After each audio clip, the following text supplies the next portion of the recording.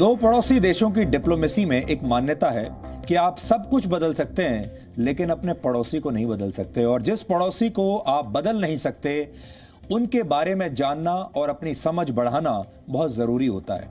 नेपाल हमारा एक पड़ोसी देश है। आमतौर पर माना जाता है कि भारत और नेपाल बहुत घनिष्ठ मित्र हैं, और यह बात सही है, घनिष्ठ मित्र रहे हैं। और दोनों देशों की ये मित्रता हजारों वर्षों पुरानी है, जिसके केंद्र में हमारी संस्कृति भी है और हमारा धर्म भी है। लेकिन पिछले कुछ समय में भारत और नेपाल के बीच जो नए नए विवाद हुए हैं, वैसा पिछले 70 वर्षों में कभी नहीं हुआ। नेपाल ने पहले भारत के नक्शे पर आपत्ति जताई, फिर अपना नक्शा रिलीज कर दिया। इसके बाद श्री राम के जन्म स्थान और फिर महात्मा बुद्ध को लेकर ऐसे दावे किए जिससे नए विवादों की शुरुआत होती चली गई। ये बातें तब हुई जब भारत और चीन के बीच गलवान में लगातार तनाव बना हुआ था।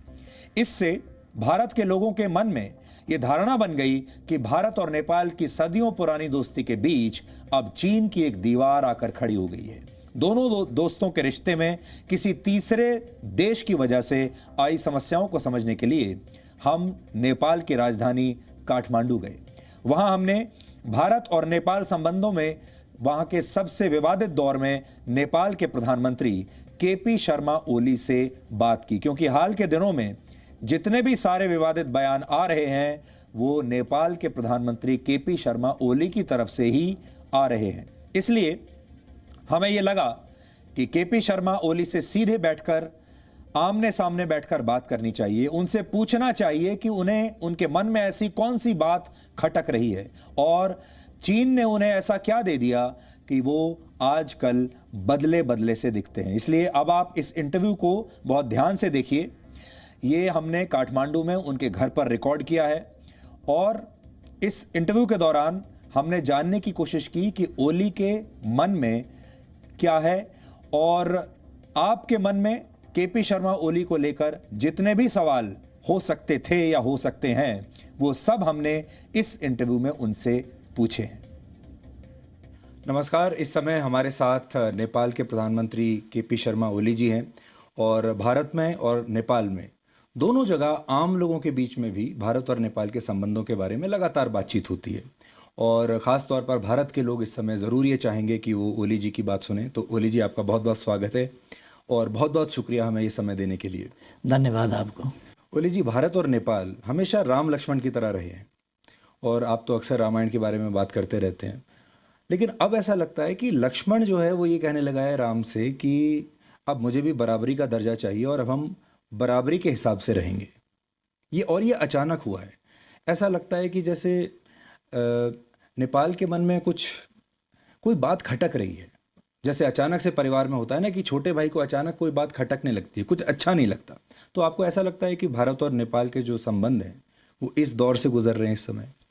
देखिए, आपका क्वेश्चन भी बताता है कि इंडिया राम है, हम लक्ष्मण हैं। इसके कई अर्थ होते हैं। इंडिया भगवान है, हम उसके छोटे भाई हैं। इंडिया बड़ा भाई है, हम छोटे भाई हैं। मैं कहता हूँ भूगोल में, जनसंख्या में छोटे और बड़े हो सकते हैं, मगर हम हमेशा से सार्वभौम समानता की बात करते हैं। अर्थात हम छोटे या बड़े नहीं हैं। साइज में छोटे बड़े हो सकते हैं, मगर राष्ट्र के रूप में, एज ए नेशन, एक देश के रूप में छोटे बड़े ये फीलिंग रखेंगे तभी बॉस होता है। इसमें कुछ ज़रूर कुछ प्रॉब्लम इस सेंटिमेंट में है, और हम चाहते हैं कि हम दो देश, सार्वभौम सत्ता संपन्न देश, सोवरेन देश, दो पड़ोसी देश, दो पड़ोसी मित्र देश जो एक रीजन में रहते हैं, हमारा संबंधों को उसी तरह से जानना चाहिए। ये पुराने ज़माना नहीं है, ये कॉलोनियल एरा नहीं है, ये एरा स्वाधीनता का एरा है, पारस्परिक सम्मान का एरा है, एक चीज़ ये है जिसको हमें मानना चाहिए। दूसरा, हाँ डिबेट हो रहा है, डिबेट चलता है, डिबेट ही सत्य को बाहर लाता है। वादे वादे जायते तत्वबोध, बहस ना करें तब सत्य को पता लगाना भी मुश्किल हो जाएगा। इसलिए हमारा ट्रेडिशन भी है, जब दुनिया अंधकार में थी, त्रेता युग में जनकपुर में यज्ञवल्क्य, गार्गी, अष्टवक्र वगैरह बहुत सारे ऋषियाँ और विदुषियाँ शास्त्र के बारे में, दर्शन के बारे में, जीवन जगत के बारे में विवादें करते थे।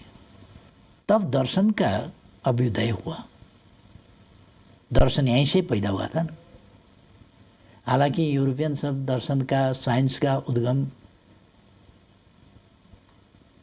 अरस्तु से मानते हैं। अरस्तु तो ईसा पूर्व 600 साल के, उसे कई साल पूर्व, उसके 1500 साल पूर्व यहाँ दर्शन के बारे में चर्चा होता था, विचार विमर्श होता था। इसलिए बहस होना अच्छा है, बहस स्वस्थ होना चाहिए और सत्य को पता लगाने के मकसद से होना चाहिए। तो आप कह रहे हैं कि अब आप भारत को बॉस मानने से इनकार करते हैं, उसी पर बहस है।